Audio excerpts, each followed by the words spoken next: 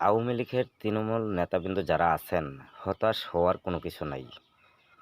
আওয়ামী লীগ আবার ফিরে আসছে। একটু ধৈর্যের দরকার, একটু ধৈর্য ধরুন। আপনারা যেভাবে হতাশ হয়ে যাচ্ছেন, আপনারা ভাবছেন যে আওয়ামী লীগ চিরতরে মুছে যাবে বাংলার মাটিতে। না, কখনো না। এই বাংলাদেশ নামরা যতদিন থাকবে, আওয়ামী লীগ সরকার ঠিক ততদিন এই আওয়ামী লীগ সংগঠন থাকবে। শেখ হাসিনা থাকুক কি না থাকুক, এটা মূল বিষয় না।